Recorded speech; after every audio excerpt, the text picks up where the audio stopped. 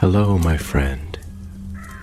The world of magic, filled with legends and ancient tales, is opening its gates once again. Tonight, in the Gryffindor dormitory by the crackling fireplace, I will share another story with my friends. Join us, for the magic is about to come alive. The night at Hogwarts had begun like any other, if nights at Hogwarts could ever be called ordinary. Outside, the December air hung sharp and cold, brushing against the castle walls, where icicles clung to high windows, and the snow lay deep upon the grounds. The Great Hall had only just emptied after a roaring celebration. Gryffindor had triumphed in the Quidditch match against Ravenclaw, and the tables had groaned under piles of roast chicken, treacle tart, and mountains of pumpkin pasties. Laughter had rolled through the enchanted ceiling until the stars overhead seemed to shimmer brighter than the winter sky itself. Harry Potter, cheeks still flushed from the wind of the match, had trudged back toward the Gryffindor Tower with Ron and Hermione at his side. His broom was slung across his shoulder, and every now and then Ron clapped him on the back so enthusiastically that Harry thought his firebolt might slip free. Hermione, however, was not caught up in Quidditch glory. Her eyes were sharp, her voice low, as she muttered about homework deadlines and prefect rounds. But it was not homework that would trouble them that night. It was something far stranger. The first sign came when the bells in the clock tower rang. Midnight had passed, yet when the chimes faded, the air felt oddly thick, as though time itself had hesitated. Harry frowned, his hand brushing against the Marauder's map tucked into his pocket. He had grown used to its peculiar whispers of movement, the little scrawls of names drifting across parchment. But when he pulled it out this time, the words flickered strangely. Letters slid, rearranged, until across the map appeared a phrase in curling ink. Night keeps what dawn forgets.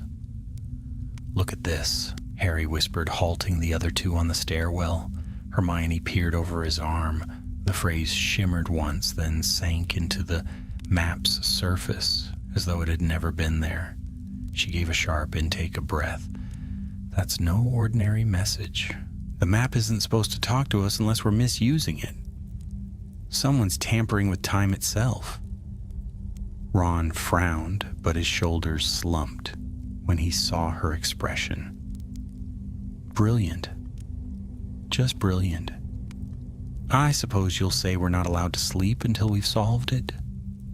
Before Hermione could reply, a sound like glass splintering filled the stairwell. They looked up to see the great hourglasses, those tall vessels holding the house points, glowing faintly in the moonlight. Tiny sparks of silver drifted inside the Gryffindor glass, mixed among the ruby-red gems. A dusting of moonstone shimmered at the base, unnatural and wrong, as though it had been sprinkled there on purpose. Hermione's face paled. Moonstone dust, tied to chronomancy. That's time magic. Ron took a wary step back. Well, that sounds harmless. Just a bit of glowy dust, right? But Harry felt the wrongness in the air. The castle seemed to be holding its breath. The torches flickered slower, shadows stretched too long across the stones, and an owl's hoot outside drew itself out into an endless sigh. Time was no longer flowing properly. It was then that Professor McGonagall's voice rang across the corridor, firm and sharp as a whip. "All students to their dormitories at once. No excuses." She swept past, tartan robes swirling, her expression set with an iron edge. She did not pause to scold them, though she saw them standing there, Instead, with a flick of her wand, she sealed the nearby passageway, locking it with enchantments Harry had never seen before. "She knows something," Hermione murmured wide-eyed. Harry nodded, tucking the Marauder's map away. "If time's being messed with, it's not going to stop just because we go to bed." Ron groaned, dragging his feet as they turned down a side passage. Of course not. Why would it? Why can't just one mad thing happen at Hogwarts without the three of us getting tangled in it? But the unsteady feeling in the air told Harry that this was no small mischief. The night was lengthening, stretching like taffy, pulled too thin. If someone had anchored a spell into the heart of Hogwarts, dawn itself might never come. And though McGonagall had locked the corridors, Harry felt the familiar pull of destiny pressing against him. He glanced at his friends and saw in their determined eyes that they felt it too. This was not a night to surrender to sleep. This was a night to hunt. Together they slipped into the shadows of the castle, following the strange shimmer of silver dust that led them toward the unknown. And so began a night that would not end with morning, a night that, for Harry Potter and his friends, would last a lifetime. The silver shimmer upon the floor led them onward, glimmering faintly in the moonlight that filtered through the high windows of the corridor. It seemed to catch upon the flagstones like dew, yet every so often the dust scattered in patterns too deliberate to be natural. Harry bent low, tracing a finger near one such streak. The dust pulsed faintly as though alive. Hermione crouched beside him, her brow furrowed. "See the way it lies? This isn't just scattered powder. It's a trail. Someone left this behind while carrying an object infused with time magic." Ron's eyes darted nervously up and down the corridor. "So we're following a trail left by someone dangerous enough to meddle with time. Splendid. I feel safer already." Harry pushed himself upright. "It's leading somewhere. If we don't stop it, we could end up stuck in this night forever." Ron groaned. "That's it then. No breakfast ever again. Just one endless night of cold corridors, moving staircases, and whatever's in those hourglasses glowing like they've swallowed the moon. Perfect." But he followed nonetheless, his wand drawn in a white-knuckled grip. The trail carried them upward through a series of staircases that shifted reluctantly, as if even the castle itself were resisting the flow of time. Twice, a staircase halted halfway, forcing them to leap the last steps before the stones clamped shut. The portraits along the walls murmured anxiously, their painted faces pale with unease. One old wizard, with a drooping silver mustache, called after them, "Best turn back, children. Night's gone queer tonight. It stretches on longer than it ought." "We know," Hermione shot back, breathless as she hurried along. The wizard muttered, shaking his head before retreating deeper into his painted study. At last, the trail brought them to the clock tower. Its looming bulk rose above them, gears grinding with unnerving slowness. The pendulum swayed, but not with its usual precision. Instead, it dragged itself forward like a heavy weight and treacle, each tick stretching into a long groan that echoed through the chamber. "Blimey," Ron whispered. "I've heard first years complain about how slow lessons go, but this is ridiculous." Harry gazed up at the enormous clock face, its hands frozen between minutes. Something glittered near the base of the pendulum. He descended the narrow iron steps, his trainers ringing against the metal, until he stood before it. There, nestled in a shallow groove, was a sprinkling of the same moonstone dust, glowing faintly. "It's as though the pendulum's been fed magic," Hermione murmured, joining him. The dust anchors the time magic to the clockwork itself. Whoever did this isn't trying to stop time, they're stretching it. Why? Harry asked. Hermione pressed her lips together. So they have longer to do something before dawn. The thought chilled Harry more than the icy air. Hogwarts was full of guarded secrets, forbidden rooms, enchanted objects, and Dumbledore's private collection of books and instruments. With hours stolen from the natural order, someone could accomplish something terrible while the rest of the world remained suspended. As they pondered this, a sudden crash of laughter rang out above them. The three whipped around, wands raised. From the upper landing of the clock tower dangled a familiar figure upside down, his hands flapping like wings. Peeves the poltergeist. Wand wavers in the night, Peeves sang, swinging back and forth like a bell clapper. Chasing silver dust and broken time, what a silly sight. Harry's stomach tightened. Peeves, what do you know about this? The poltergeist turned lazily in the air, his grin wide. I saw a girl with a glassy locket, a girl who whispered bargains to the shadows, said she'd trade a night that never ends for something she desired. Hermione stepped forward, eyes bright. What girl? Who was she? But Peeves only cackled, spinning faster.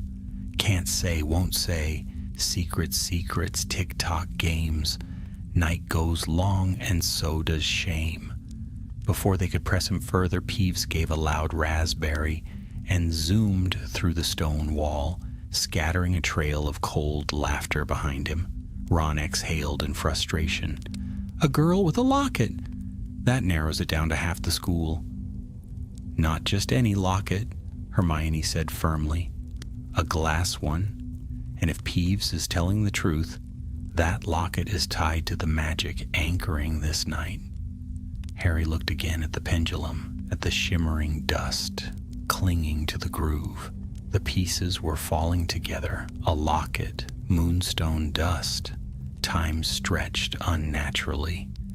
Whoever carried it had made a bargain, but with whom?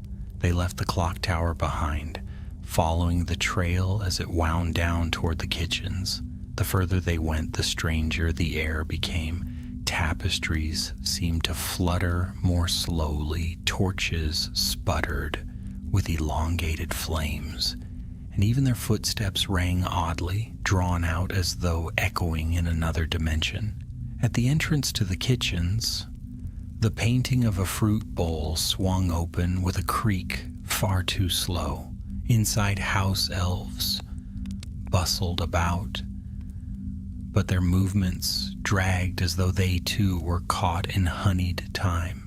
One tiny elf dropped a tray of cups, and the crash resounded like thunder rolling for minutes on end. Harry crouched to help, but the elf's large eyes widened in fear. Master Potter should not be here. Bad magic in the air, stretching night too long. You've seen it too? Hermione asked quickly. The elf nodded, wringing its hands. Something wrong with the moon dust. An intruder came, left powder and glass.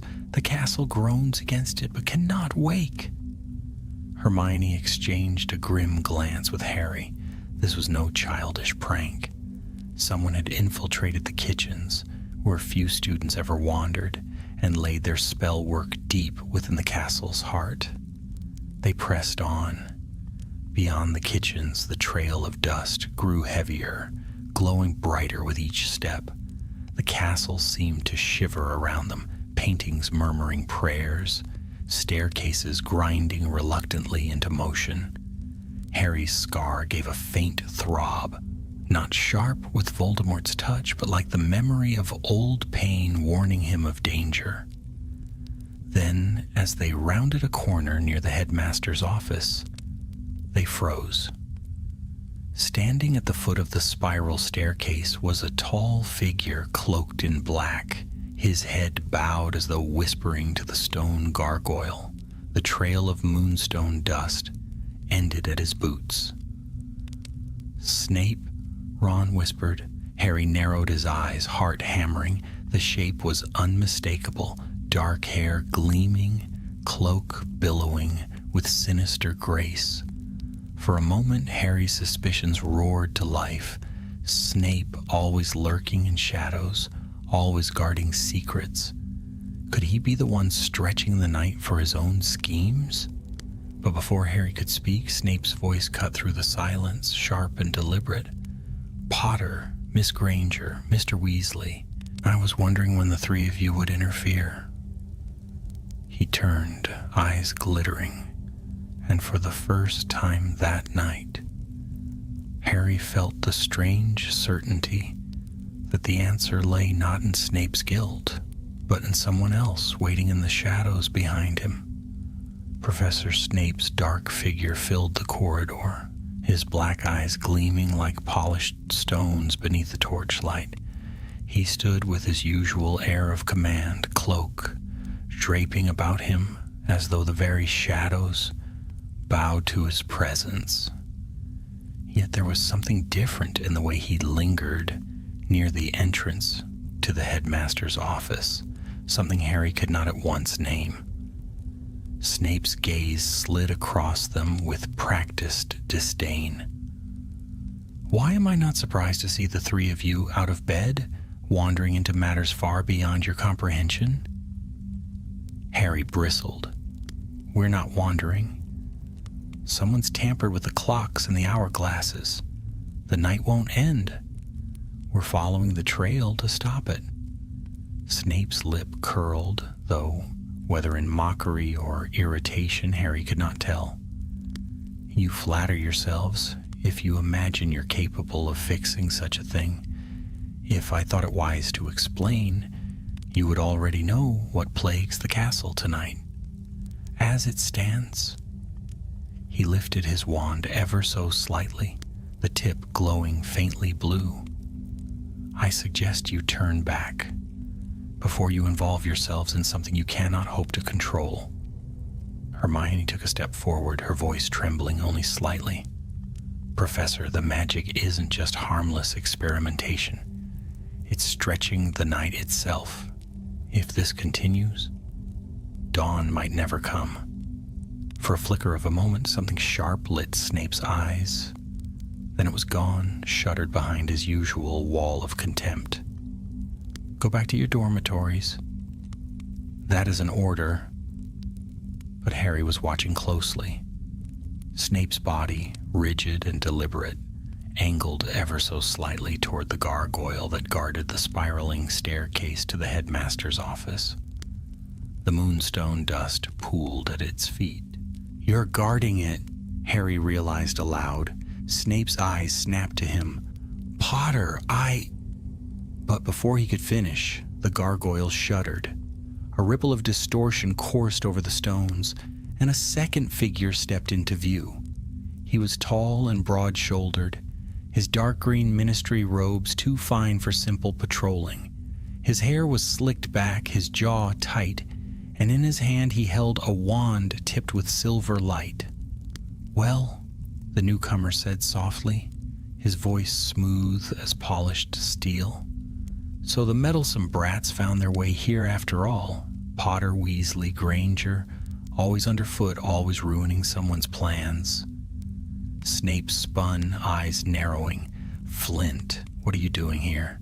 The man smirked, bowing mockingly. "Julius Flint, aide to the Department of Mysteries. I don't believe we've had the pleasure." His gaze drifted lazily across the three students. "Though I have heard much about the boy who lived and his ever-faithful companions." Hermione's brow furrowed. "Flint? There was a Flint on the Slytherin Quidditch team once?" "Marcus," Ron muttered grimly, "his older brother. Filthy temper. Almost broke my jaw in a match."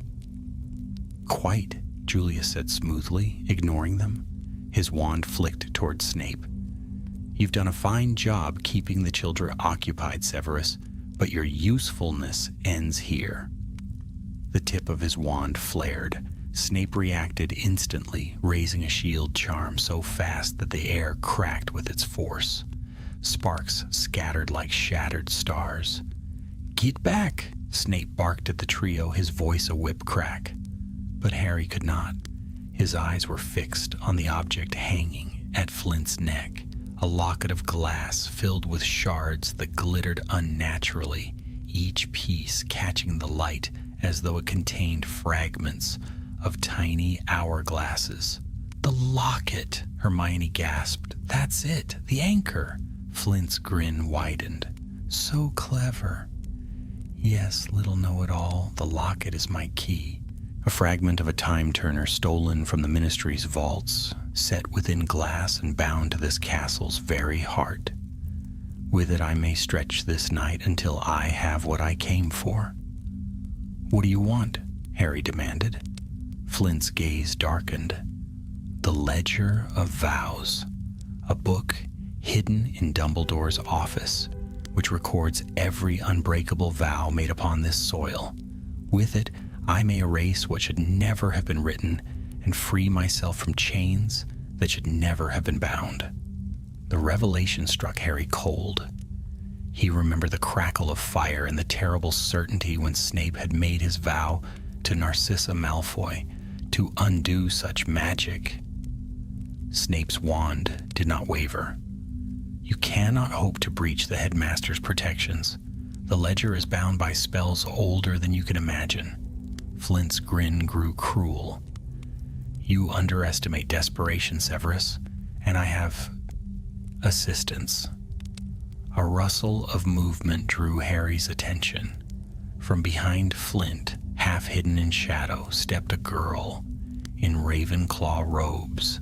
Her face was pale, her hair dark as ink, and in her hand she clutched the chain of the locket as though she could not let go. Her eyes flicked nervously between Flint and the trio. "Isolde," Hermione breathed. "Isolde Thatch. She's a prefect." Isolde's lips trembled, but she did not speak. Flint's voice was silk and poison. "Miss Thatch has been most helpful. A gifted student, easily persuaded, with the promise of knowledge and leniency. She wears the locket, and through her, the anchor ties to the castle. Until she releases it, this night belongs to me." Hermione stepped forward, hand outstretched. "Isolde, you don't have to do this. Whatever he promised you, it isn't worth destroying the castle. It isn't worth trapping us all in endless night." Isolde's eyes shimmered with fear, but Flint's hand clamped on her shoulder, tightening like iron. "That is enough," he hissed. His wand rose once more. "Severus, step aside. Children, be gone. My work will not be hindered." But Snape, to Harry's shock, did not move. His shield grew stronger, spreading wide enough to protect the three behind him. "You are a fool, if you believe I will permit this," Snape spat. "The ledger is not yours to take." "Then you will fall with the rest," Flint said softly. His wand cut through the air, unleashing a storm of curses. The corridor exploded with light and sound. Shields clashed, sparks flew, and the very walls shook. Harry ducked low, dragging Ron and Hermione toward cover behind a pillar. His heart hammered, his scar aching faintly with the force of the magic filling the hall.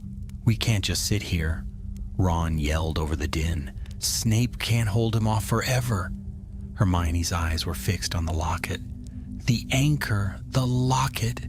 If we can break it, the night will end, and Flint will lose his power." Harry nodded, gripping his wand.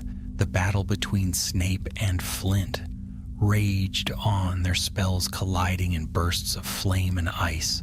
Isolde clung to the shadows, torn between fear and command. Harry took a deep breath.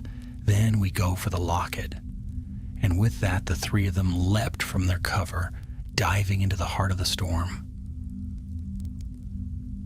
The moment Harry darted into the open, the clash of spells nearly deafened him. Green light scorched past his ear, striking the stone wall with such force that shards of rock rained down. Snape's shield shimmered like a pane of molten glass as he deflected Flint's barrage, each impact shaking the corridor as though the castle itself were wincing. "Potter!" Snape roared, his voice sharp as a whip. "Get back, you reckless fool!" But Harry was already moving. His eyes were locked on the glimmer of the glass locket swaying against Isolde Thatch's chest. It pulsed faintly, shards within it spinning slowly like stars caught in orbit, and with every pulse the air seemed to thicken, stretching seconds into long, treacly strands. Hermione darted beside him, her wand raised. "Protego!" she cried, throwing up a shield just in time to block a streak of silver sparks from Flint's wand. The force sent her stumbling, but she kept her ground. Ron charged after them, muttering furiously under his breath. "We're mental, all of us, bloody mental." He swung his wand clumsily, but managed to send a blasting curse skittering across the flagstones. The explosion rocked the corridor, forcing Flint to raise his arm to shield himself from flying debris.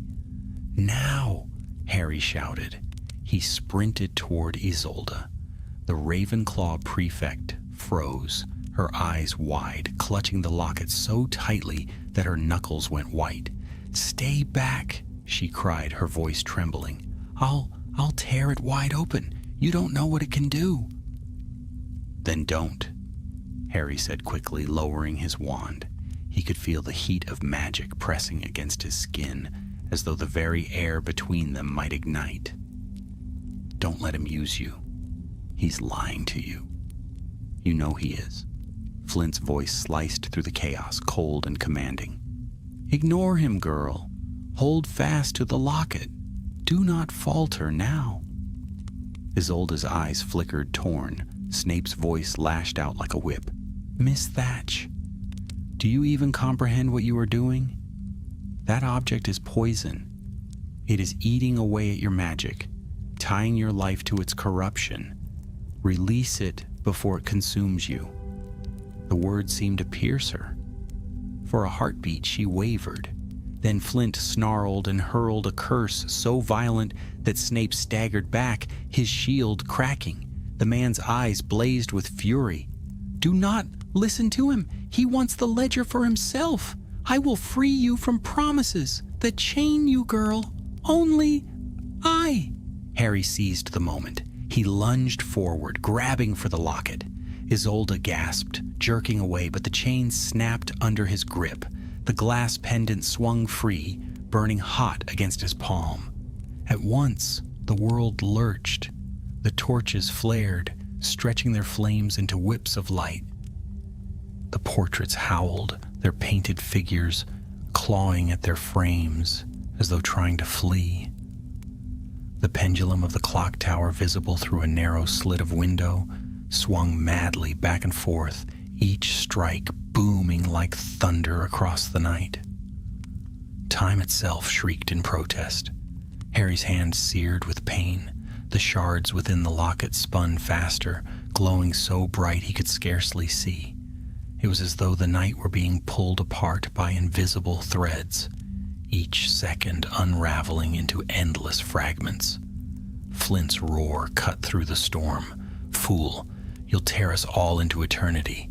He lunged, his wand slashing toward Harry, but Snape was faster. With a flick of his wrist, Snape sent a wall of flame roaring between them, heat washing over the corridor like a dragon's breath. Flint stumbled back, his robes alight at the edges.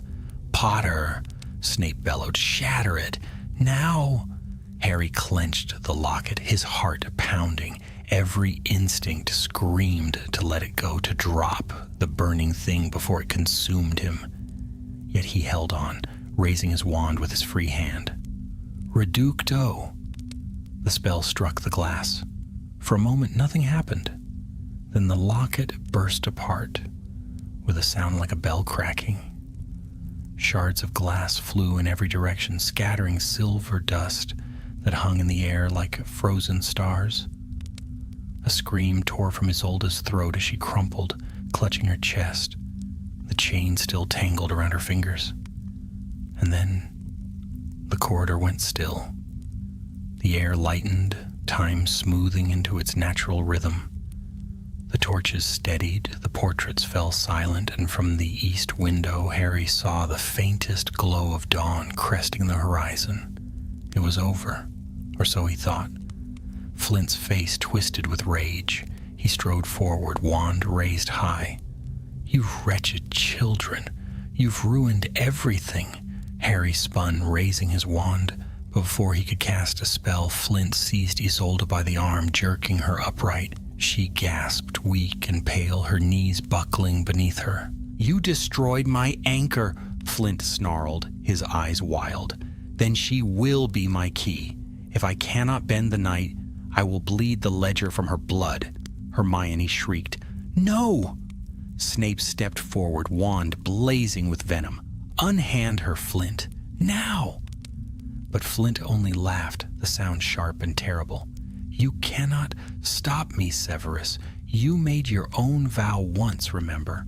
A vow that binds you still. If the ledger reveals it, the whole world will know where your loyalties lie. I will not be undone." Harry's blood froze. Flint knew. He knew about the unbreakable vow. Snape's face went ashen, though his wand did not waver. For the first time that night, Harry saw not only fury in the professor's eyes, but also fear. Flint pressed his wand to Isolde's temple. She whimpered, her knees buckling. "Step aside," he hissed, "or she dies, and I rip the ledger open myself." The corridor hung on a knife's edge. The portraits held their breath.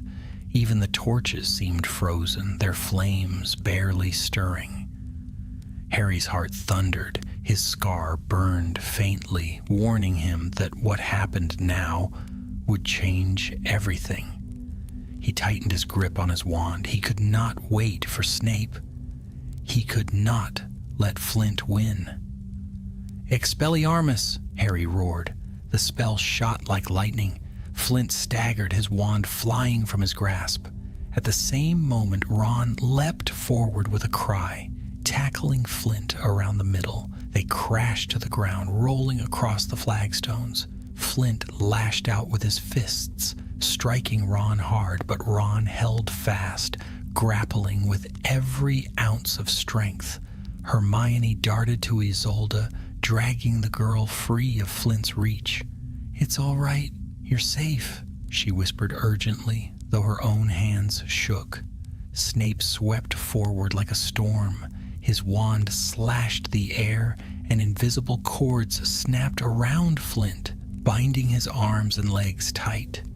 The Ministry aide howled in fury, thrashing against the bonds. "You have lost," Snape said coldly, his voice ringing with deadly finality. Flint spat on the ground. "You think so? This isn't over. The ledger will be mine. If not tonight, then another." But the words rang hollow. For as dawn's first light poured through the high windows, the bonds tightened, sealing him immobile. Harry stood panting, the remnants of glass still glittering at his feet. His hand throbbed where the locket had burned him, but he scarcely noticed. He looked from Ron, bruised but grinning grimly, to Hermione, who clutched Isolde's trembling form, and then to Snape, whose face was unreadable in the pale glow of morning. The night had ended, but Harry knew this was only the beginning of something far larger. The first streaks of dawn painted the corridor in pale gold, yet the air still trembled faintly with the echoes of battle. Dust hung in the shafts of light like drifting motes of silver. The castle itself seemed to sigh, its stones settling as if relieved that the long, stretched night had finally broken. Flint lay bound upon the flagstones, his face twisted with fury. Ron, breathing hard, sat heavily against the wall, rubbing a bruised shoulder where Flint's elbow had caught him. Hermione knelt beside Isolde, who clung to her as though afraid she might vanish with the fading darkness. Harry stood in the center of it all, chest heaving, wand still clenched tightly in his hand. The broken shards of the locket glimmered faintly at his feet, their light dying slowly like embers after a fire. Then came the sound of footsteps, many of them, ringing sharply against the stone. The portrait stirred, whispering, "She comes, she comes." Professor McGonagall swept into view, her tartan robes billowing behind her, her expression thunderous. Beside her strode two Aurors in deep navy cloaks, their wands already drawn. Behind them fluttered Filch, pale and gawping, as though he had been dragged along against his will. "What is the meaning of this?" McGonagall demanded, her eyes blazing. Her gaze fell first upon Harry, then to Snape, and finally to the bound figure on the ground. She inhaled sharply. "Julius Flint?" Flint gave a bitter laugh, though it came out cracked and hoarse. "Ah, the old lioness herself. You're too late, Minerva. You've no idea what you've interrupted." McGonagall ignored him, her eyes narrowing with controlled fury. She turned to the Aurors. "Secure him at once." The Aurors moved swiftly, layering additional bindings and sealing charms, until Flint could scarcely twitch a finger. One of them conjured a cart of shimmering light, upon which the prisoner was hoisted like a sack of flour. Flint spat curses under his breath, but he could do nothing. McGonagall's attention snapped back to the students. "Potter, Weasley, Granger, explain yourselves." Ron opened his mouth, then thought better of it, his eyes flicking nervously towards Snape. Hermione straightened, still supporting Isolde. "Professor, we discovered that Flint had anchored a fragment of a time turner into this locket," she gestured toward the shards, "and was using it to stretch the night. He meant to use the extra time to steal the Ledger of Vows from the headmaster's office." At the words, McGonagall's lips pressed into the thinnest of lines. "The ledger," she murmured. "So that is what he sought." Hermione nodded earnestly. "He coerced Isolde into carrying the locket for him. She wasn't acting of her own free will." All eyes turned to the Ravenclaw girl. Isolde shrank back against the wall, her dark hair falling across her face. I didn't know what it would do," she whispered. "He said he could make something go away, a mistake, a promise I made." Her voice broke. "I only wanted it undone." McGonagall's gaze softened, though only slightly. "We will address your part in this later, Miss Thatch. For now, you are safe." She glanced at the Aurors. "Escort her to the infirmary." Isolde looked as though she might protest, but the fight had gone out of her. She allowed herself to be lifted gently to her feet and guided away, her eyes darting once more to Harry, as though seeking forgiveness. Harry gave her a small nod. Whatever else she had done, he had seen the fear in her eyes. She had been a pawn in Flint's game, nothing more. McGonagall then turned upon Snape, her eyes narrowing. "And you, Severus? Why is it that you were here, locked in combat with a ministry official, without alerting myself or the other staff?"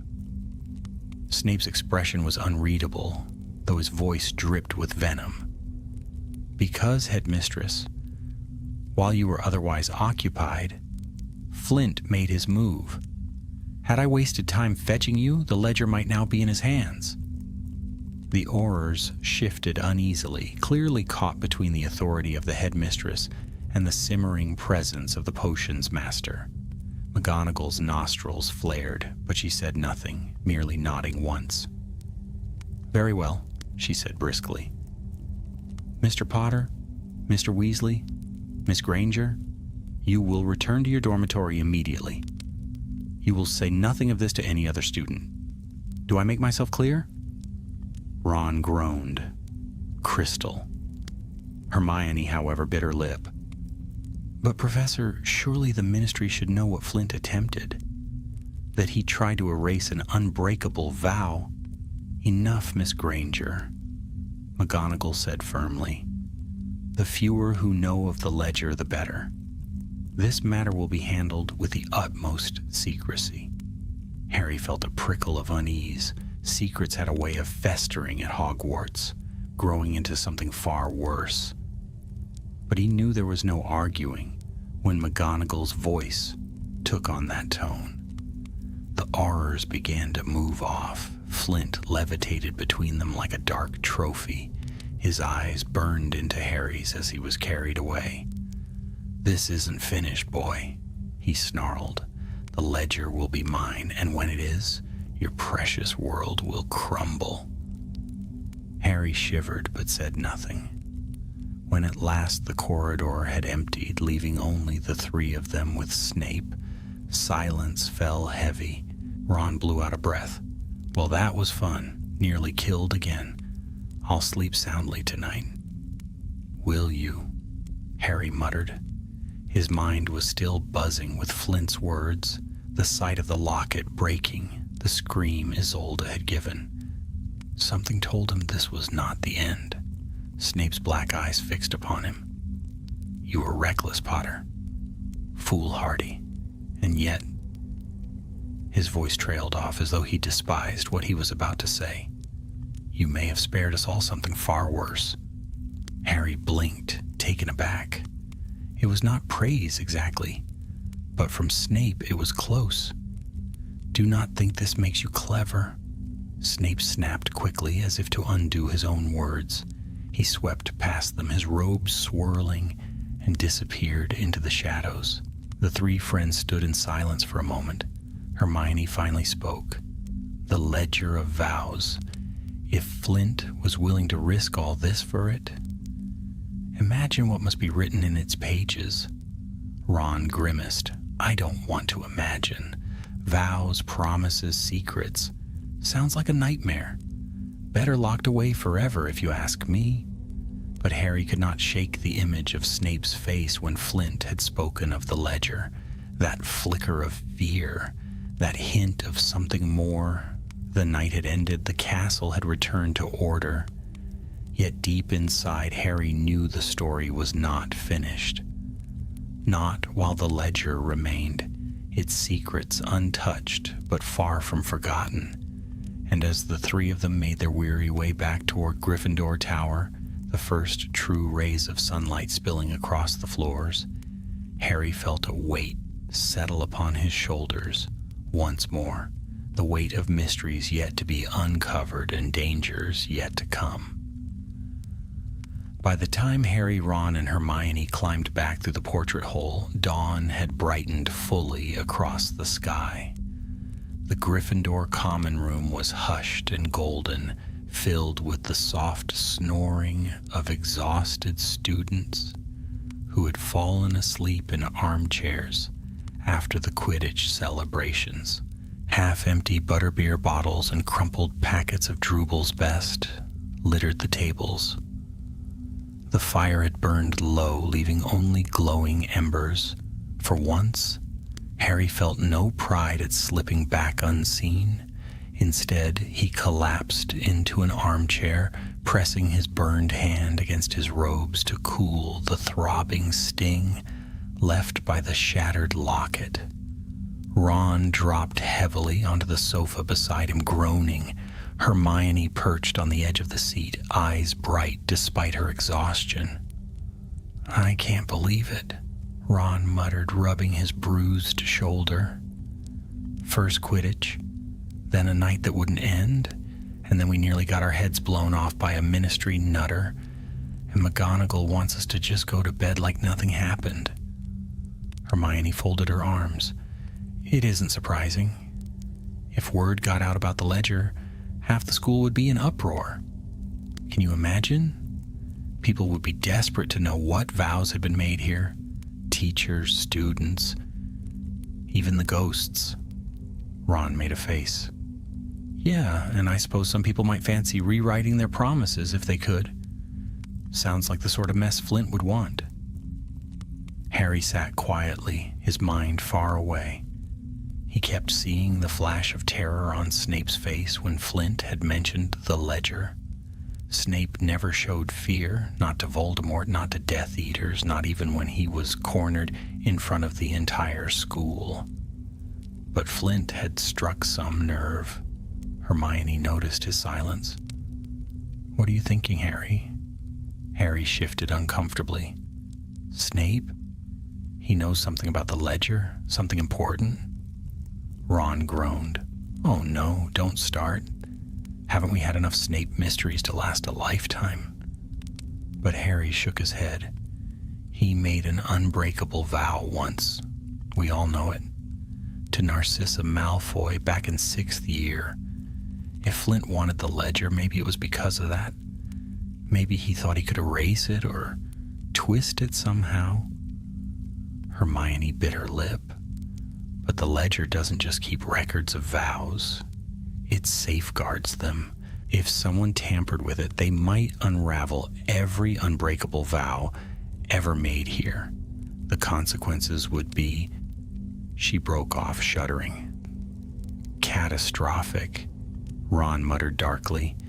"Figures. We can't even have a nice Quidditch victory without dark wizards trying to unravel the laws of magic." Despite his sarcasm, Harry felt the weight of the thought. The castle was safe for now. Flint was gone, Isolde was under care, and the night had ended.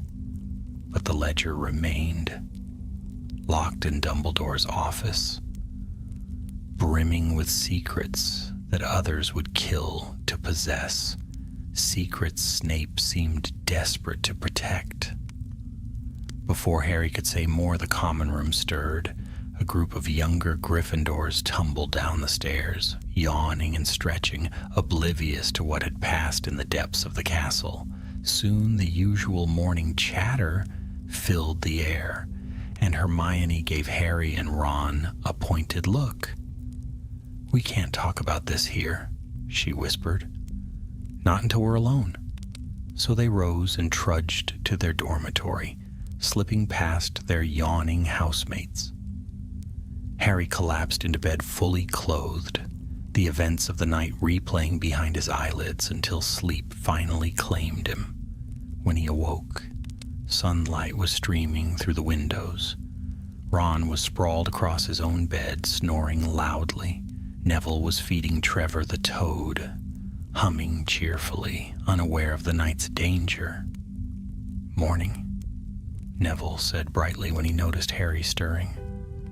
"You missed breakfast. McGonagall made some announcements, said there was an unusual magical disturbance last night, but everything's safe now." He shrugged. "Rumors are flying, though." Harry sat up, blinking. "Rumors?" Neville nodded. "Some say Peeves tried to curse the clock tower. Others reckon Slytherins brewed something dodgy that messed up the castle. I even heard one of the portraits saw Death Eaters in the corridors. But McGonagall told everyone it was handled." Harry exchanged a glance with Ron, who had stirred at Neville's words. Clearly, McGonagall's attempt at secrecy had only bred wild speculation. They dressed quickly and hurried down to the Great Hall, where the atmosphere was anything but ordinary. Students clustered in huddled groups, whispering furiously. Every so often, eyes darted toward the staff table, where McGonagall sat stern and silent. Snape was in his usual seat, calm and inscrutable, though his sallow skin looked more drawn than usual. Hagrid fidgeted anxiously, and even Flitwick seemed unusually quiet. Hermione was already waiting at the Gryffindor table, parchment and quill in hand. "I've been listening," she said in a low voice as they sat down. "The Ravenclaws are buzzing with theories. They know Isolde Thatch was taken to the infirmary. She told one of her friends she'd been caught in something bigger than herself, but wouldn't say what. Half of Ravenclaw thinks she's cursed." Ron groaned. "Brilliant. Just what we need. More gossip." Harry glanced toward the staff table. "Look at Snape," he muttered. "He's hiding something. He knows more about the ledger than he's letting on." Hermione frowned. "Harry, even if that's true, what can we do? We can't exactly break into the headmaster's office. The protections there are the very ones Flint was trying to get past," Harry interrupted, "which means he thought it was possible. We need to know why." Ron choked on his toast. "Hang on. Are you saying we should try to get in? After what happened last night?" "I'm saying we need answers," Harry said firmly. "The ledger is dangerous. If Flint isn't the only one who wants it, we need to be ready." Hermione looked troubled, but she did not argue. "Then we'll have to be careful. No rushing in without a plan." At that moment, the Morning Post arrived. Hundreds of owls swept through the high windows, scattering letters and parcels across the tables. A sleek black owl swooped down to the staff table, dropping a scroll directly in front of McGonagall. She unrolled it, her face tightening with every line.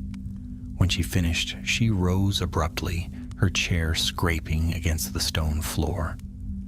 "Professor Snape, with me." The two swept from the hall together, McGonagall's robes snapping like banners behind her. Every eye followed them until the great doors closed with a boom. Hermione's quill scratched furiously across her parchment. That wasn't routine. Whatever news she received, it's connected. Harry felt his stomach clench.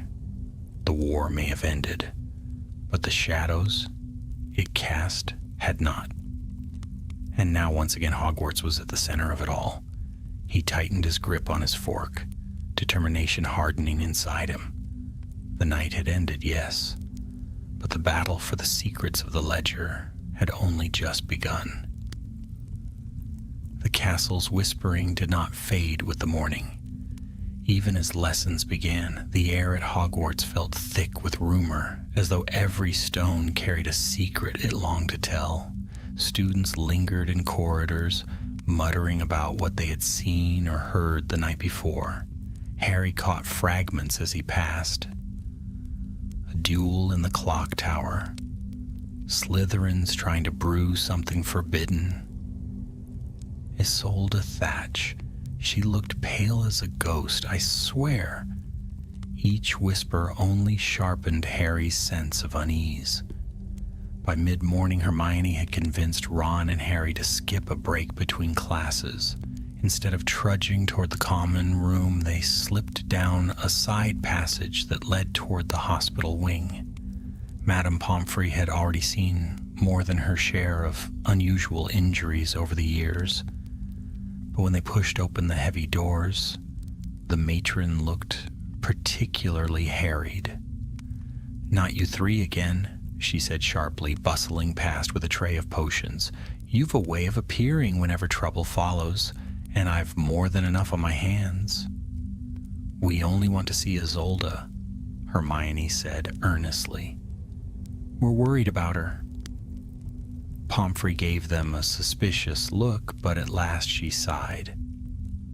5 minutes, no more. She swept away toward her office. The hospital wing was hushed. Only 2 beds were occupied, one by a second year who'd managed to hex his own hands into claws, and the other by Isolde Thatch. She sat propped against pillows, her skin pale and drawn, her hair lying limp across her shoulders. When she saw them, her eyes widened. "You shouldn't be here," she whispered. "They'll be watching me." Harry stepped closer. "Isolde, we had to come. Flint used you, but he's gone now. We need to understand what happened." Her hands twisted the blanket nervously. "You don't understand. He wasn't the only one. He said others would come. That if he failed, someone else would try." Ron muttered, "Brilliant. Just what we needed." Hermione leaned forward. "Isolde, what did he promise you? Why did you help him?" Tears welled in the girl's eyes. "I made a promise, a vow when I was younger. It was foolish, childish, but binding all the same. He told me the ledger kept it recorded, that it could ruin me if anyone ever saw. He said he could make it vanish. He made it sound so easy." Hermione's face softened. "Oh, Isolde." Harry's brow furrowed. "What vow?" Isolde's lips trembled. "I can't say. That's the worst of it. To speak of it is to feel the magic tighten, but it's there, in the ledger. And Flint wanted it not for me, but for himself. He said he was chained, too, bound by something he swore years ago." Harry exchanged a look with his friends. It was exactly what they had suspected. Before he could press further, the hospital wing doors banged open. Snape entered, his robes sweeping like thunder clouds. His eyes fixed on them at once. "Out," he said coldly. "This girl needs rest, not your pestering." "We're only trying to help," Harry began. Snape's wand flicked up, the tip glowing faintly. "I will not repeat myself." Reluctantly, they backed away. As they passed, Harry saw Snape bend close to Isolde, speaking words too low to hear. Whatever he said made her shiver, though she did not protest. The door shut firmly behind them. Ron scowled. "That's suspicious. Why would he care what she has to say?" Hermione worried at her lip. "Because he's hiding something. Flint wasn't wrong. Snape's vow is recorded in that ledger. If it came to light," Harry finished grimly, "then everyone would know exactly what he swore to Narcissa Malfoy. They'd know he promised to protect Draco and kill Dumbledore if it came to it." The words hung heavy between them. Hermione glanced around the corridor to be sure they were alone. "We can't just leave it. If Flint was willing to risk everything, others will too. The ledger isn't safe. If McGonagall won't tell us more, we'll have to find out ourselves." Ron groaned. Here we go again. Breaking into another forbidden room, facing certain death, all before lunch. But Harry's mind was set. If the ledger has the power to unmake vows, it's too dangerous to ignore. We have to see it. That evening, after dinner, they gathered in a quiet corner of the library. Hermione spread open a thick tome she had plucked from the restricted section. Bindings of Oath and Magic. By the glow of a single candle, she flipped through the yellowed pages until she found a chapter titled Custodians of Record. "Listen," she whispered, pointing. "In certain great wizarding strongholds, books exist that are not written by hand, but inscribed by magic itself. These tomes, once bound, record all oaths sworn within the bounds of the fortress, especially unbreakable vows. They cannot be altered save by shattering the very wards that sustain them." Ron leaned over her shoulder. "So, Hogwarts has one of these books?" Hermione nodded. "The Ledger of Vows. It makes sense. With so much history here, so many promises sworn, the castle itself would demand to keep record." Harry's stomach twisted. And Flint thought he could erase his vow by stretching the night, giving himself time to break the wards. Hermione's eyes darkened. "Which means the ledger isn't just a book. It's part of the castle. If someone harmed it... She didn't finish. She didn't need to. Ron swallowed. Right.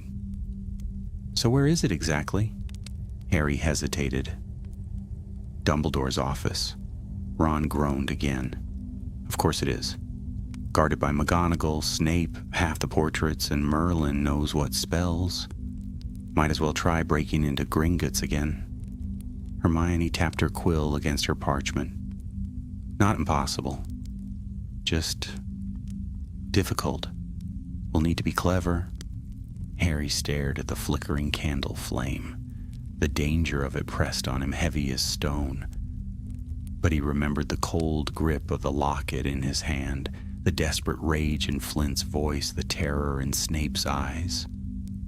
If they did nothing, someone else would try, and next time Hogwarts might not survive. He looked up at his friends. Then we'll do it. We'll find a way into the headmaster's office, and we'll see the ledger for ourselves. Ron buried his face in his hands. Brilliant, absolutely brilliant. I knew this year was going too well. Hermione closed the book with a snap. We'll need a plan. And for that, we'll need to start with the one person who knows more about sneaking through this castle than anyone. Harry's lips twitched into a faint smile. He knew exactly who she meant. Peeves. The decision was made. The night of endless hours had ended, but its shadow stretched on. Somewhere deep within the castle, a book bound by magic and memory still waited, its pages brimming with the secrets of unbreakable promises. And Harry knew they were one step closer to opening it, whether the castle wished it or not. The decision to enlist Peeves was not one made lightly. Even in the brightest of times, the poltergeist was a menace, unpredictable, cunning, and gleefully destructive. But as Hermione had said, no one knew the secrets of the castle's hidden passages and wards better than he did. Peeves had slithered through corridors and drifted behind portraits for centuries. If anyone could tell them how to slip past the headmaster's protections, it was him. The trouble was finding him.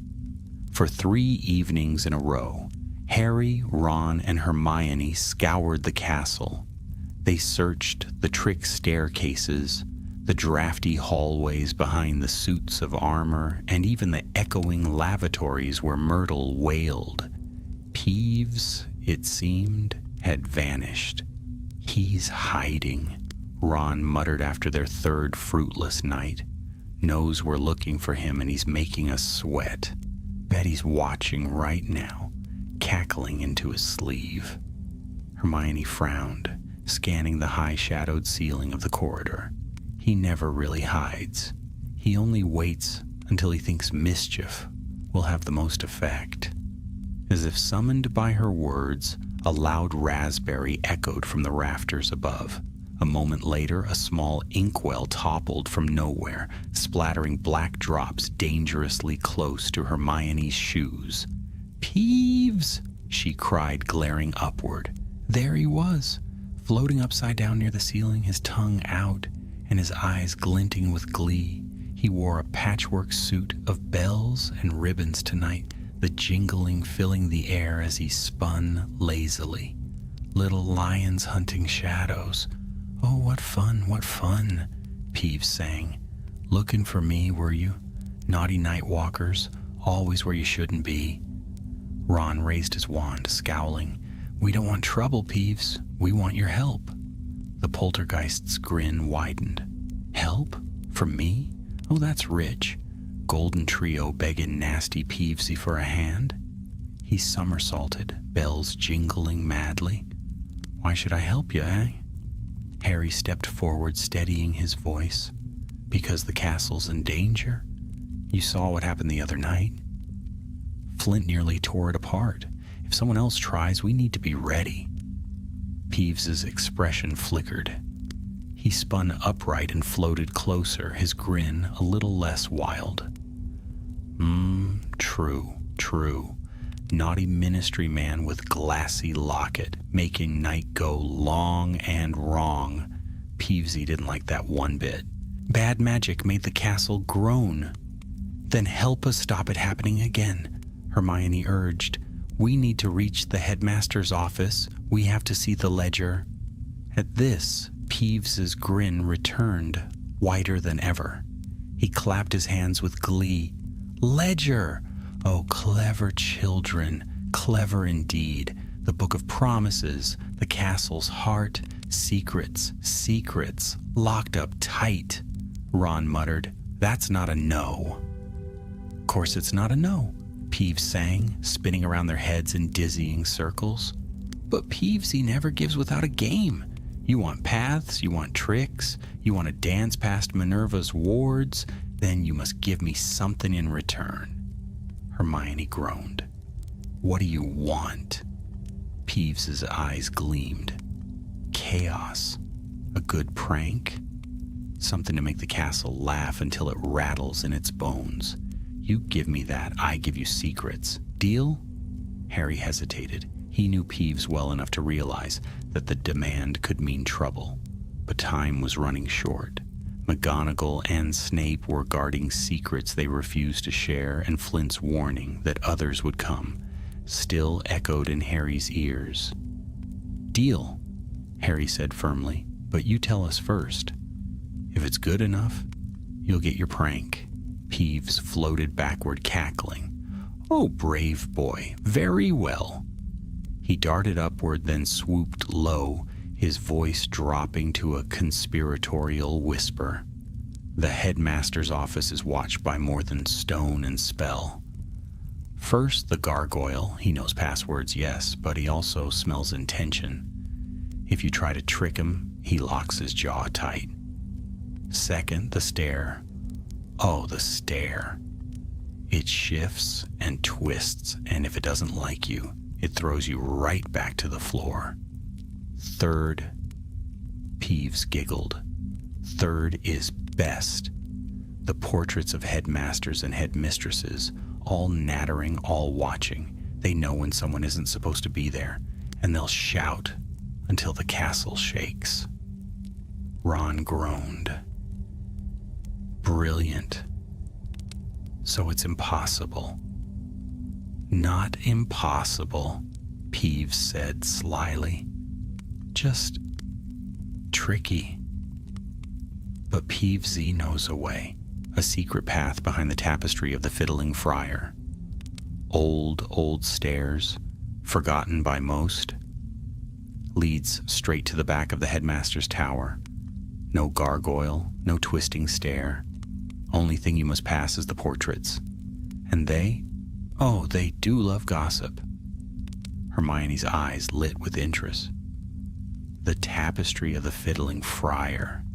That's in the North Corridor, near the astronomy tower. Correct, clever girl. But the portraits, you'll need a distraction to keep them from tattling. Peeves flipped upside down again, bells chiming. That's where your prank comes in. You make chaos, I give you the full route. Harry exchanged a glance with his friends. It was reckless, yes, but the kind of reckless that might just work. All right, Harry said, you'll get your prank, but you'd better hold up your end. Peeves beamed, performing a backflip in the air. Oh, I will. Peevesy always keeps a bargain. With that, he vanished into the stones, leaving only the faint jingle of bells behind.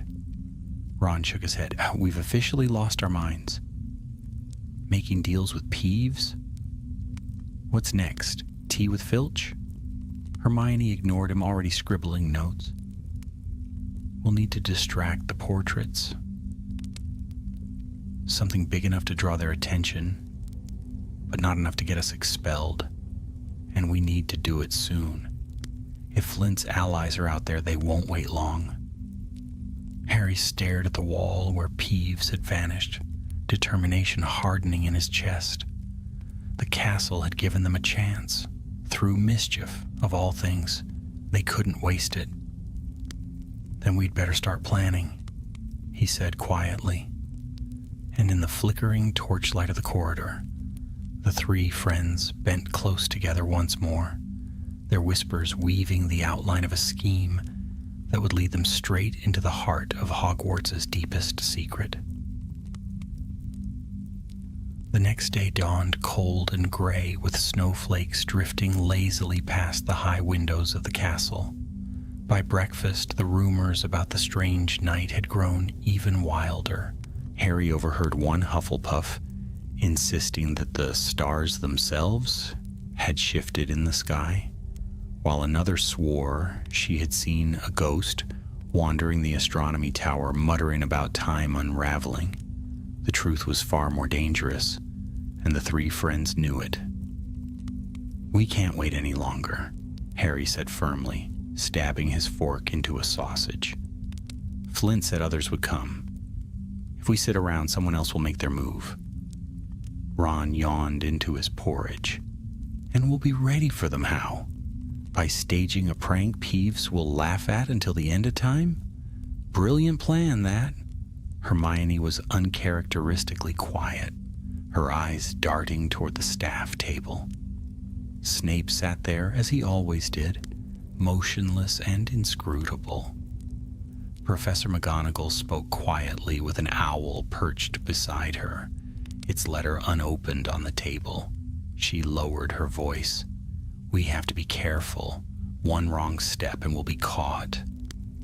And if McGonagall finds out we've gone near the headmaster's office, we'll be expelled before we even touch the ledger." "Then we won't be caught," Harry said simply. Ron groaned. "You say that like it's easy. You've noticed we don't exactly have a talent for subtlety, right?" Hermione tapped her spoon against her goblet. "We need a prank. Not something small. A distraction big enough to keep the portraits in the headmaster's tower busy so they don't notice us slipping by. Peeves won't help otherwise." Harry leaned forward. "So what sort of prank would do that?" Hermione hesitated, then said, "Something involving the Great Hall. If all the portraits are in an uproar, word will spread quickly to the headmaster's tower. They'll be too busy gossiping to keep watch." Ron's eyes widened. "Hang on. Are you saying we need to prank the entire school?" Hermione gave him a prim look. "Only temporarily.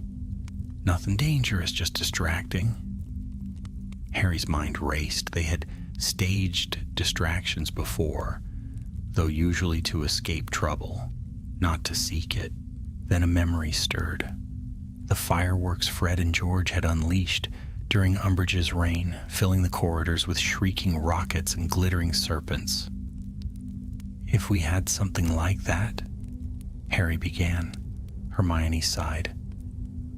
"Unfortunately, we don't." Ron suddenly grinned. "No, but we've still got the next best thing. Zonko's products. I nicked a few boxes from Hogsmeade last term. Never thought I'd be grateful I spent half my savings on trick sweets." He dug into his bag and produced a small, battered tin stuffed with skiving snack boxes, dung bombs, and a packet of ever-bashing boomerangs. Harry couldn't help smiling. "That'll do." Hermione pinched the bridge of her nose. "You two are impossible. But fine, if it works, it works. We'll need perfect timing. Tonight, after supper, while the portraits are at their noisiest." As evening fell, the plan took shape.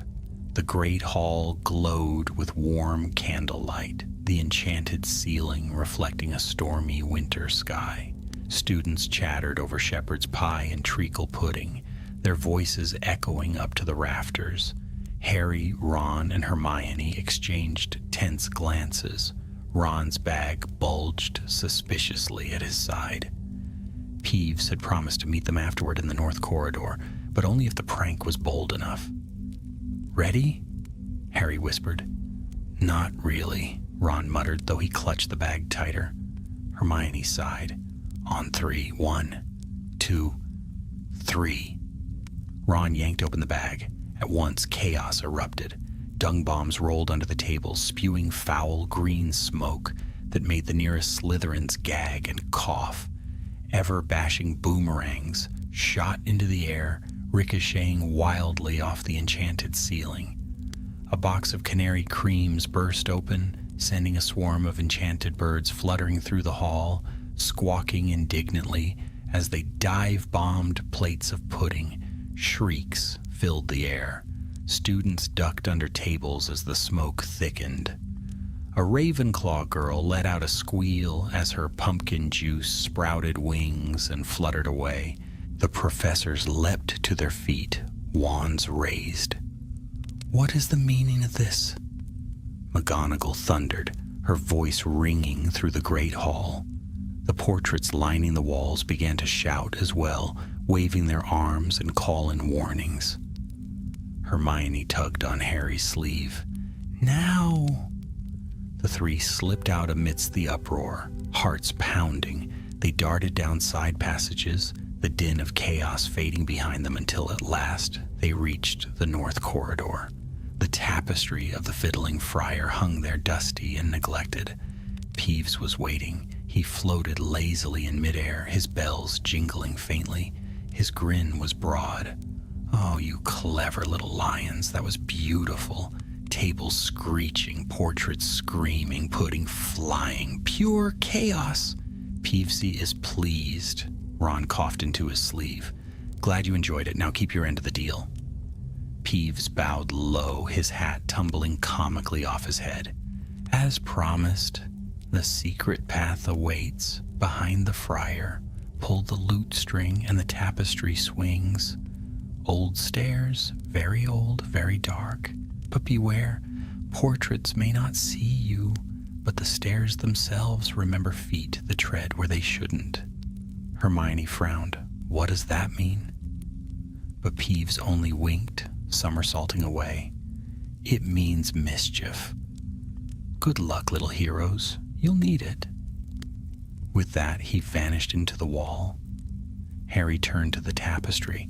The friar, forever painted with his lute in hand, seemed to grin knowingly. Harry reached out and tugged one of the lute strings. To his surprise, it moved like a cord. With a creak, the tapestry swung aside, revealing a narrow stairwell, spiraling upward into darkness. "Here we go," Harry murmured. Hermione lit her wand. Lumos. The narrow space filled with a pale glow. Dust swirled in the air, and the stairs stretched endlessly upward. Ron swallowed. "I knew I should have stayed at supper." Together they stepped inside. The tapestry fell shut behind them, sealing them into the hidden passage. The air was close and cold, and every step echoed like a drum.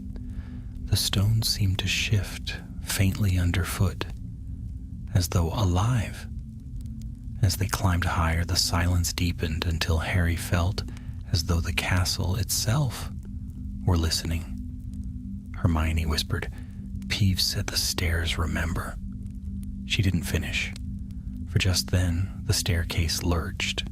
The step beneath Harry's foot sagged like a trapdoor.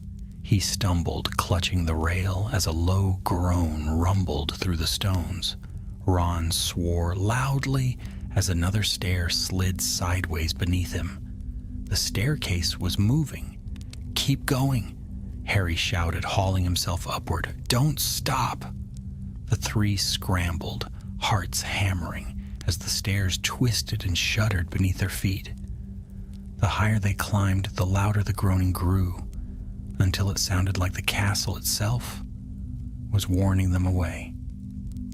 But at last, after what felt like hours, they reached a landing. A narrow door stood before them, carved with the sigil of a phoenix. Beyond it, Harry knew, lay the headmaster's office and the ledger. He pressed his hand against the door. The wood was warm beneath his palm, pulsing faintly with magic. Ron whispered, "Reckon it'll just open?" Harry didn't answer. The door creaked slowly, ever so slowly, as though deciding whether to admit them, and then it swung inward, spilling golden light into the stairwell. The headmaster's office awaited. The golden light spilled across the trio like the dawn itself. Harry stepped into the headmaster's office first, his wand still raised, though no enemy greeted them. The chamber was as grand as he remembered, shelves upon shelves of books with gilded spines, cabinets bristling with curious instruments that whirred softly, and the great desk standing sentinel before the towering windows. Above, the circular room stretched into shadows, lit by flickering lamps suspended in the air. But there was one difference, an absence so striking, Harry felt it at once. The perch by the desk was empty. Fawkes, Dumbledore's phoenix, was gone. Hermione drew in a sharp breath. It feels wrong without him. Ron shuffled his feet, peering around nervously. Feels wrong being in here at all. How many times did we nearly get caught sneaking into this office? And now we've just waltzed in through a tapestry. Before Harry could answer, a cough echoed around the chamber. The portraits lining the walls stirred to life. The painted headmasters and headmistresses peered down from their frames, some stern, some curious, some plainly suspicious. One, a severe-looking witch with sharp cheekbones, spoke first. "Students? In the headmaster's office at this hour? Unacceptable." Another, an elderly wizard with a long white beard, harumphed. "I dare say it isn't the first time. Potter, is it? Always meddling, always interfering." Harry bristled. "We're not here to cause trouble. We need to see the ledger." At once, a ripple of discontent swept through the portraits. Murmurs rose, overlapping one another. The ledger? Out of the question. Forbidden, even for staff. They cannot know. It would endanger them. Children meddling in things far beyond them again. Hermione stepped forward, her voice steady, though her hands trembled. "Please. We know what Flint tried to do. He wanted the ledger to erase his vow. If others come, they might succeed. We need to understand what's at risk." The portraits stilled, their painted eyes sharp and thoughtful. At last, a familiar voice spoke. From his high frame, Dumbledore regarded them, his twinkling eyes grave. "Harry, Hermione, Ron," he said gently. "You have ever been drawn to danger, it seems. Yet I cannot deny your courage, nor the truth of your words. The ledger must be protected, but perhaps it is time you see what it holds." The other portraits grumbled, but none dared challenge him. Dumbledore inclined his head toward a tall cabinet against the far wall. Its surface shimmered faintly with protective runes, and upon it was carved a single phrase in Latin: "Veritas ligat omnia," truth binds all. Harry's pulse quickened. He crossed the office, Hermione and Ron close behind. With a wave of her wand, Hermione whispered a counter-charm, and the runes glowed, then faded. The cabinet creaked open. Inside lay a book unlike any Harry had ever seen. Its cover was dark as midnight, bound in leather that seemed to shimmer with an inner light. Across it danced faint silver letters that rearranged themselves every few seconds, as though the book resisted being named. "The Ledger of Vows," Hermione whispered reverently. Harry reached out, hesitating before his fingers brushed the cover. The moment he touched it, warmth spread through him, as though the castle itself were acknowledging his presence. The book quivered, then opened of its own accord. The pages were blank at first. Then lines of text began to crawl across them, glowing faintly silver. Names, dates, words of binding. Each entry pulsed faintly, alive with magic. Ron leaned over his shoulder, his eyes wide. "Blimey, There must be thousands. Hermione's eyes darted across the pages. Look, these are vows sworn by students, by professors, even by visitors. Every unbreakable vow ever made inside these walls. They're all here. Harry's breath caught as he read one line aloud. Septimus Greengrass swore to protect the Chamber of Hidden Gold, 1784. Ron frowned. Chamber of Hidden Gold? Never heard of it? Of course not, Hermione said, her voice hushed. These are secrets, promises sworn in confidence. The ledger keeps them because the castle itself heard them. They turned the pages slowly. Harry felt as though the weight of centuries pressed upon him, each vow a chain binding someone to their word. Then his eyes froze on one particular entry. Severus Snape swore to Narcissa Malfoy to protect Draco Malfoy. To complete the task Draco was assigned should he fail? The words glowed faintly, the letters sharp and cruel. Ron's face paled. That's it. That's Flint's target. Snape's vow. Hermione's hand hovered above the page. But there's more. Look, beneath it. Another vow unfurled, written in the same silver script. Severus Snape swore to Albus Dumbledore to protect Harry Potter, to guard him, even at the cost of his own life. Harry's throat tightened. He stared at the words, his scar prickling faintly.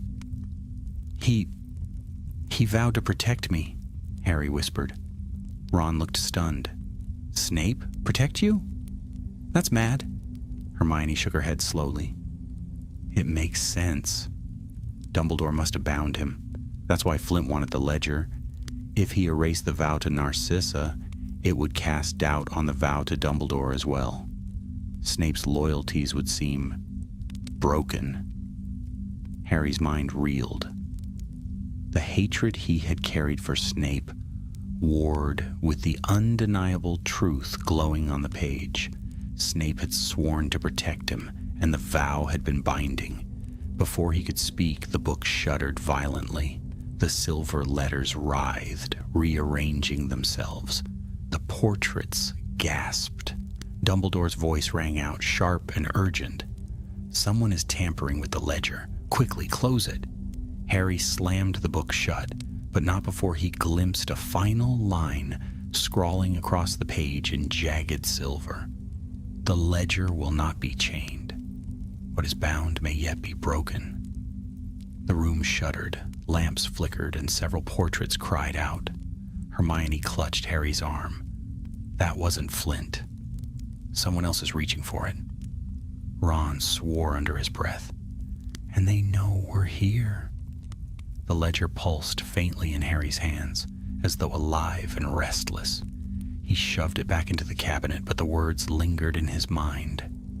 What is bound may yet be broken. The threat was clear. The ledger was no longer safe. Not from Flint, not from others, and perhaps not even from itself. And as the portraits muttered anxiously among themselves, Harry felt it in his bones. The true battle over the ledger had only just begun. The office still quivered faintly after the ledger's rebellion. Dust drifted from the rafters, and the silver runes on the cabinet pulsed like a heartbeat before dimming into stillness. Harry stood with his palm pressed against the door, half expecting the book to burst out once more, tearing through the wards that bound it. But it did not, for now it lay quiet. The portraits, however, were in uproar. "They've woken it," cried a painted witch with a tower of golden curls. "Children meddling with forces they cannot understand." Another roared. "The ledger has never stirred of its own accord.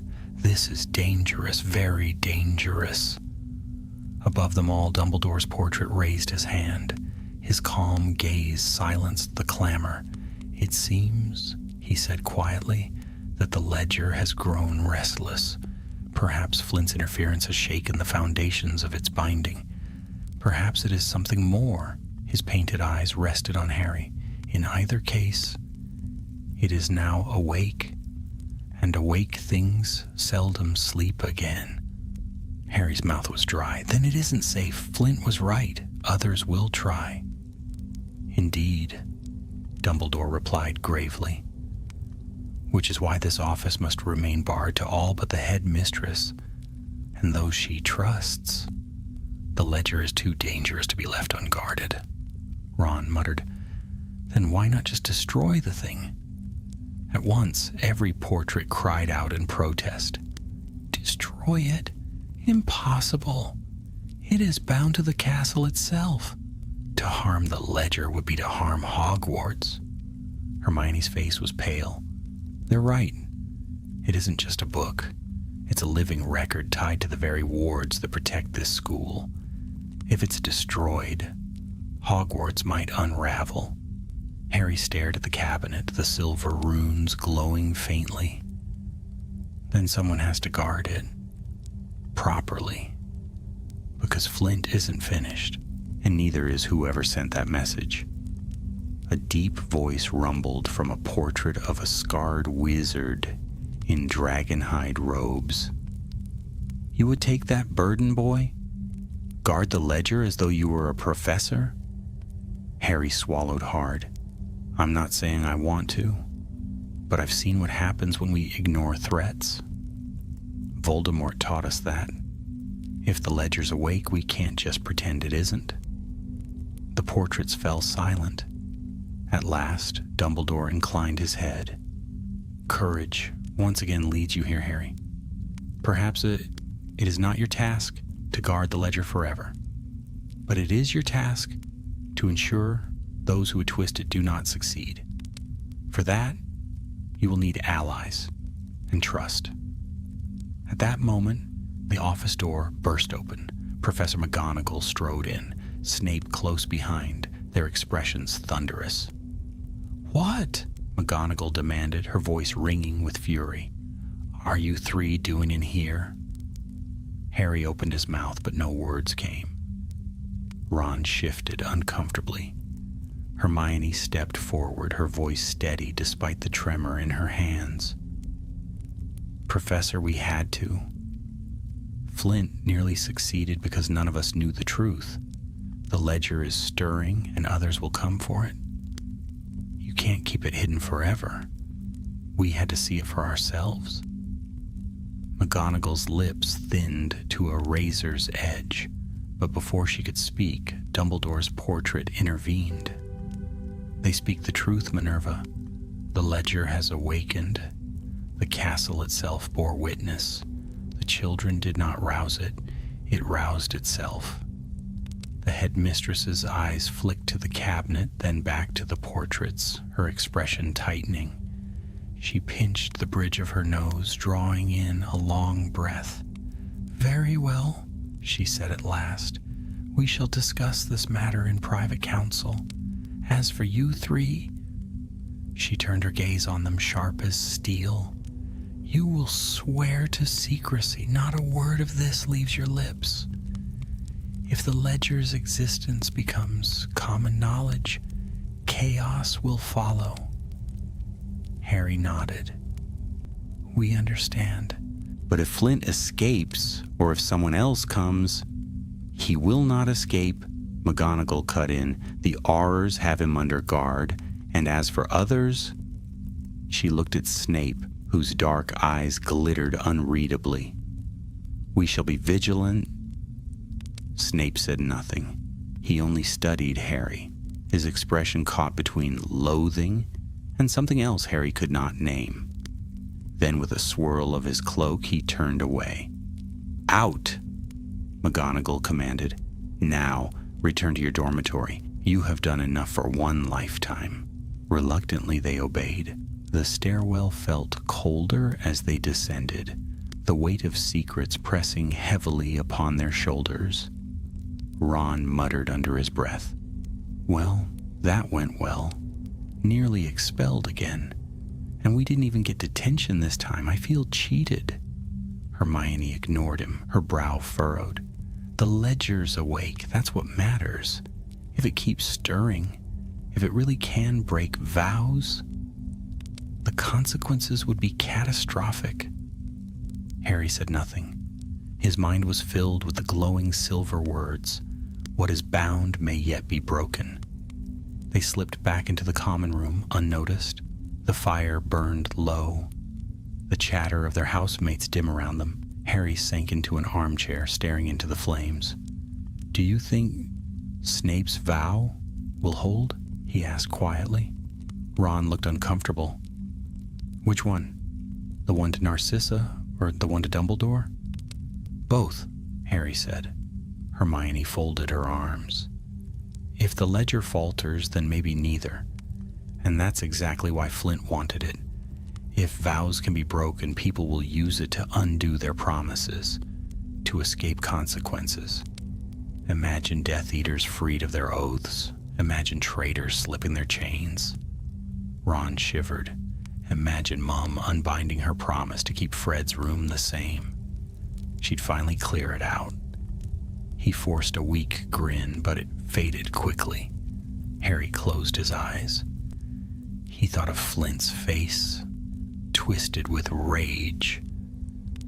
He thought of Isolde Thatch, trembling in the infirmary, a vow pressing against her chest like a brand. He thought of Snape's eyes when the ledger revealed his secret. The night that had stretched forever had ended, but its shadow would not vanish with the dawn. "Whatever happens," Harry said softly, "we can't let it fall into the wrong hands.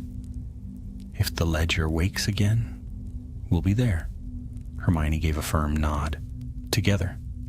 Ron sighed, sinking deeper into his chair. "Reckon we could have one quiet year, just once?" "No? Didn't think so." Harry managed a tired smile. The fire crackled, the common room hushed around them. For now, at least, Hogwarts was safe. But deep beneath the castle's stones, in a cabinet bound with silver runes, the ledger of vows pulsed faintly, awake, restless, waiting. And Harry knew, with the certainty of prophecy, that the night which had lasted a lifetime was only the first chapter of a much longer tale.